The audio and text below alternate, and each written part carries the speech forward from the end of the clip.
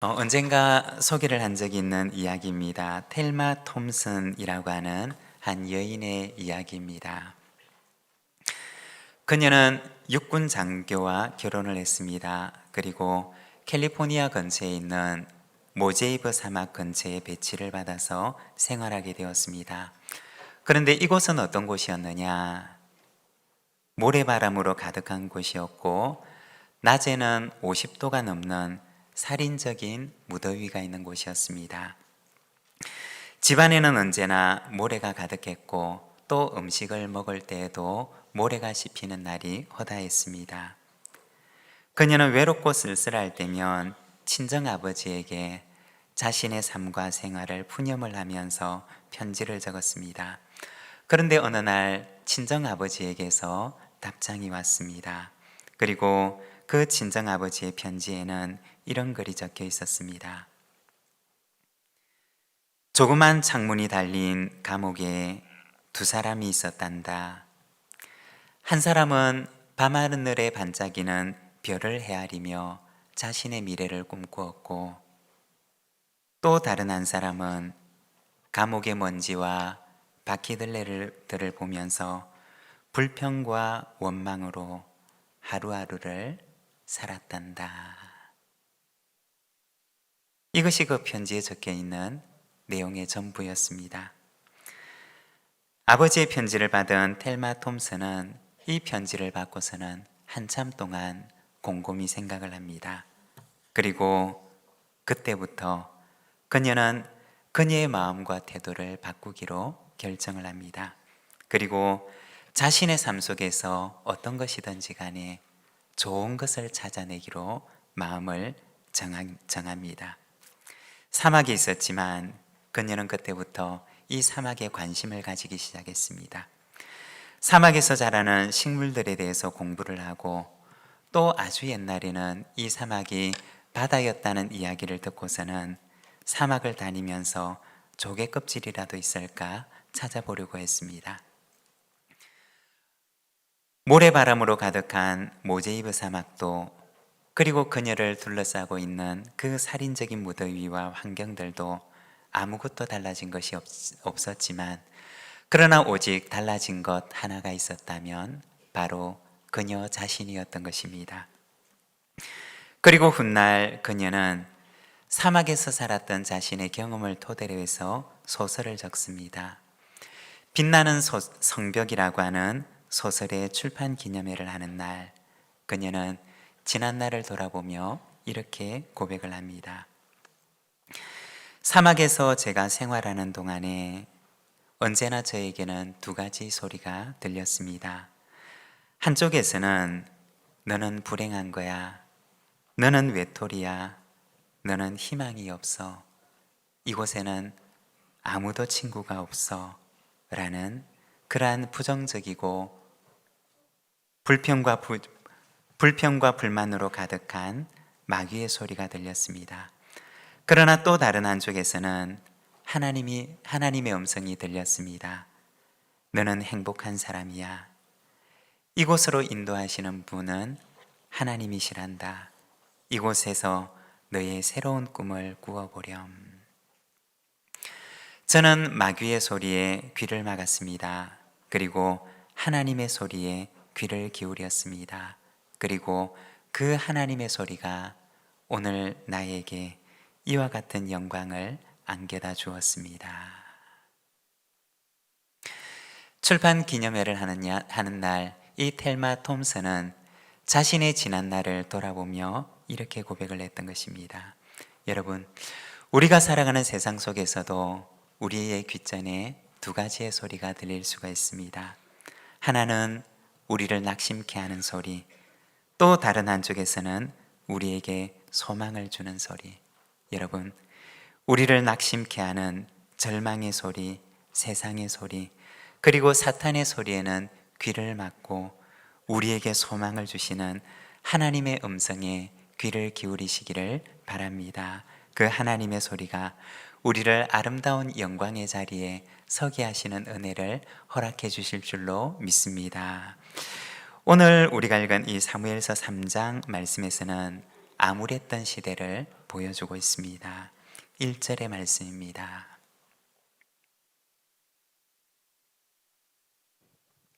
아이 사무엘이 엘리 앞에서 여호와를 섬길 때에는 여호와의 말씀이 회귀하여 이상이 흔히 보이지 않았더라. 아멘. 그 시대는 어떤 시대였느냐? 하나님의 말씀이 희귀하고 또 하나님의 소리가, 하나님의 음성이 들리지 않는 시대였습니다. 다른 말로 하게 되면 하나님의 소리는 들리지 않고 세상의 소리들로만 가득한 시대가 바로 그 사무엘이 살아가던 시대였다는 것입니다. 그런데 바로 그 시대에 하나님께서 찾아오셔서 아이 사무엘을 찾으시는 이야기를 오늘 우리에게 보여주고 있습니다. 오늘은 우리가 이 말씀을 통해서 하나님께서 찾으시는 사람은 어떠한 사람인가? 우리가 잠깐 함께 말씀을 묵상하고자 합니다. 여러분, 하나님께서 찾으시는 사람은 어떤 사람일까요? 먼저 첫 번째는 새 속에 물들지 않는 사람입니다. 10절에서 14절의 말씀입니다. 여호와께서 나타나셔서 그곳에 서서 조금 전처럼 부르셨습니다. 사무엘아, 사무엘아. 그러자 사무엘이 말했습니다. 말씀하십시오. 주의 종이 듣고 있습니다. 그러자 여호와께서 사무엘에게 말씀하셨습니다. 보아라, 내가 이스라엘에 어떤 일을 행할 것이다. 그것을 듣는 사람마다 두려워서 귀가 울릴 것이다. 그때 내가 엘리의 집안에 대해 말한 모든 일을 처음부터 끝까지 다 이룰 것이다. 내가 엘리의 집안을 영원히 심판하겠다고 말한 것은 엘리가 자기 아들들이 스스로 벌을 청하는 것을 알면서도 그것을 막지 않았기 때문이다. 그러므로 내가 엘리의 집안을 두고 제물이나 예물로 결코 깨끗해질 수 없다라고 맹세했던 것이다. 아멘. 여기에 보면 그 당시 사무엘이 살아가던 시대를 보여줍니다. 말씀에 보면 가장 거룩하고 성별되어야 하는 엘리 제사장의 집마저 새 속에 물들고 타락해서 하나님께서 심판하실 수밖에 없는 상황에 이르렀음을 보여주고 있습니다. 오늘 우리가 읽었던 말씀 바로 앞에 사무엘서 2장에 보게 되면 엘리 제사장의 아들들의 그 행위들을 보여주는데 하나님을 멸시하고 하나님의 제사를 멸시하는 이야기를 보여줍니다. 여러분, 우리가 사무엘을 한번 생각을 해보면 이 사무엘은 엄마 젖을 떼자마자 아주 어린 시절에 성전에 보내집니다. 그리고 엘리 제사장의 지도를 받으면서 성전에서 자라나게 됩니다. 아마도 이 사무엘은 어려서부터 이 엘리의 아들들의 행위를 그대로 보면서 성장했을 것입니다. 그런데 이 사무엘에게 특별한 점이 있었다면 바로 그가 보았던 엘리의 아들들의 그 행동들, 그가 보았던 하나님을 멸시하는 그 행동들에 그가 물들지 않았다는 것입니다. 바로 이 사무엘에게는 자기를 지켜내는 거룩의 힘이 있었던 것입니다. 사무엘상 2장에 보면 엘리 아들들의 죄악을 쭉 열거합니다. 그런데 그 마지막 2장 26절에서는 갑자기 사무엘에 대해서 이야기를 하는데 이렇게 말을 합니다. 아이 사무엘이 점점 자라매 여호와와 사람들에게 은총을 더욱 받더라. 엘리의 아들들의 그 죄악상이 쭉 나열되는 그 가운데 마지막 한 줄을 더 붙이는데 아이 사무엘은 점점 자라매 여호와와 사람들에게 은총을 더욱 받더라고 말을 합니다. 엘리의 아들들과는 달랐던 아이 사무엘에 대해서 말하는 것입니다. 그리고 3장으로 넘어가 보면 바로 이 사무엘을 하나님께서 찾아와서 부르시는 것입니다. 여러분, 하나님께서 찾으시는 사람은 어떤 사람일까요? 그는 바로 세상에 물들지 않는 사람, 자기를 하나님 앞에서 깨끗하게 준비하는 사람, 바로 그 사람을 하나님께서 찾으신다는 것입니다. 우리가 성경에 보면 성경은 우리를 그릇에 비유를 합니다.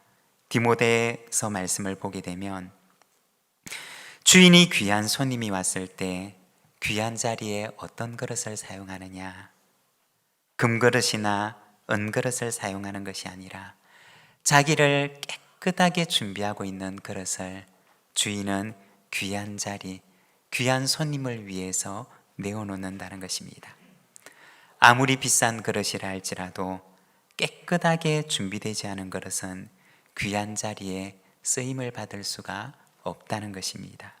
여러분, 세상에 물들지 않고 자기를 깨끗하게 준비하시기를 바랍니다. 그러면 하나님께서 반드시 우리를, 그 준비된 사람을 귀한 곳에 사용하시는 은혜를 허락해 주실 줄로 믿습니다. 그리고 두 번째, 하나님께서 찾으시는 사람은 하나님의 음성을 듣는 사람입니다. 10절의 말씀입니다. 여호와께서 나타나셔서 그곳에 서서 조금 전처럼 부르셨습니다. 사무엘아, 사무엘아. 그러자 사무엘이 말했습니다. 말씀하십시오. 주의 종이 듣고 있습니다. 아멘. 하나님께서 사무엘에게 나타나셨을 때 사무엘은 어떤 상태였느냐? 말씀해 보면 아직 어리고 미성숙한 아이 사무엘이었다고 이야기를 합니다. 그 당시에 보게 되면 경륜이 많은 제사장 엘리도 있었고, 제사장의 집안에서 태어나 자란 엘리의 아들들도 있었고, 또 뿐만 아니라 많은 제사장들이 있었지만, 그러나 하나님께서 찾으셨던 사람은 누구였느냐? 바로 아이 사무엘이었던 것입니다. 아직 미성숙한, 아직까지 사리를 분간할 수 없는 그런 어린아이 사무엘을 하나님께서 찾으십니다. 왜 그랬던 것일까요? 아마도 다른 사람들은 사무엘보다 세상의 이치에 더 밝았는지 모르지만, 그리고 세상적인 기준으로 볼 때는 사무엘보다 훨씬 학식이 있는 사람이었을 수도 있지만, 그러나 하나님께서는 세상의 이치에 밝은 사람보다, 세상의 학식으로 가득한 사람보다 하나님의 말씀을 받을 준비가 되어 있는 어린 나이 같은 마음을 가진 사람을 하나님께서는 찾으셨던 것입니다. 세상의 소리에 귀를 기울이기보다 하나님의 소리에 귀를 더 기울이기를 원하는 어린아이 같은 마음을 가진 그 사무엘을 하나님께서는 찾으셨던 것입니다. 여러분, 어린아이 같은 마음이라고 하는 것은 어떤 마음일까요? 우리가 아이들을 보게 되면 아이들은 어떤 소리들보다 엄마의 소리와 아빠의 소리를 제일 반가워하고 좋아하고 기뻐합니다. 세상의 어떤 소리보다 그 소리를 가장 좋아하는 것입니다.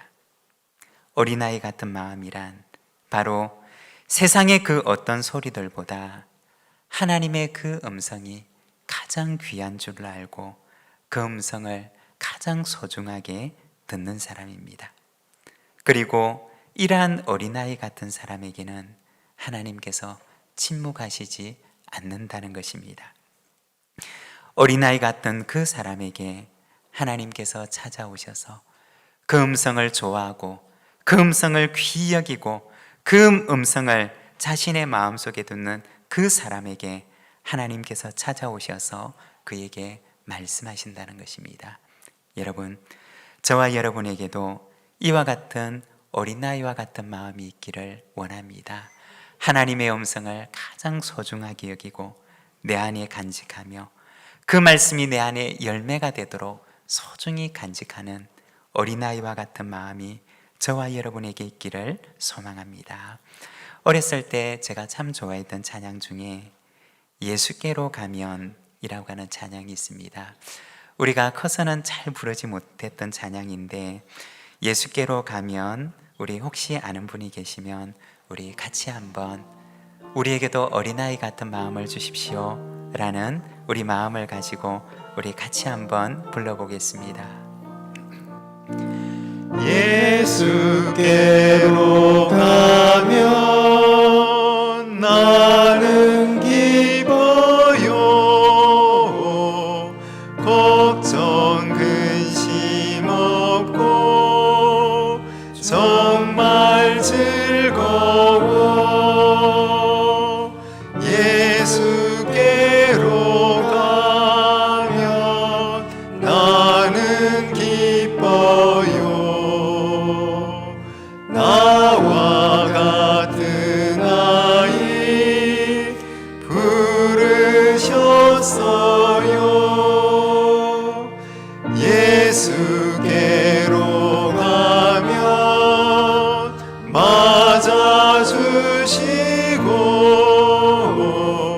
나를 사랑하사 용서하셔요.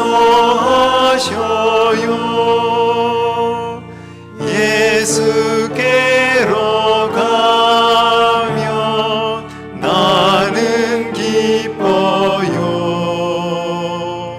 나와 같은 아이 부르셨어요. 예수께로 가면 손을 붙잡고 어디서나 나를 인도하셔요. 예수께로 가면 나는 기뻐요. 나와 같은 아이 부르셨어요.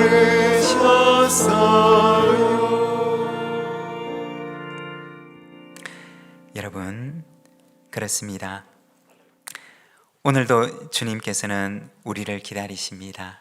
하나님의 음성을 제일 좋아하고 하나님의 말씀에 최고의 가치를 둔 이에게 하나님께서는 어떻게 하실까요?